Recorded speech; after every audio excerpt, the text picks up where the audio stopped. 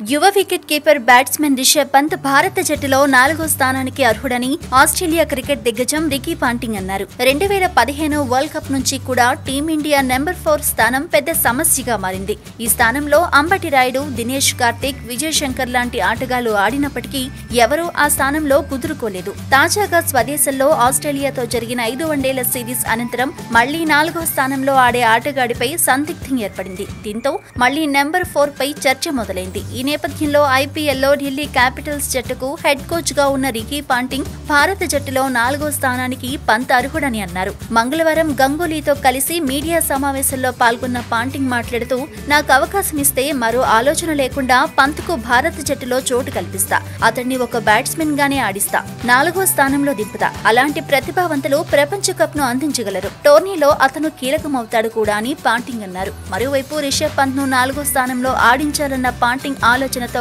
గంగూలీ సైతం ఏకీభవించారు. మరోవైపు ఐపీఎల్ ప్రదర్శనను బట్టే వరల్డ్ కప్ టీం ఎంపిక ఉంటుందని బోర్డు ఉన్నతాధికారి ఒకరు స్పష్టం చేశారు. మే 30న ప్రారంభమయ్యే వన్డే వరల్డ్ కప్ కు ఏప్రిల్ 20న సెలెక్టర్లు 15 మందితో కూడిన జట్టును ఎంపిక చేసే అవకాశాలు కనిపిస్తున్నాయి.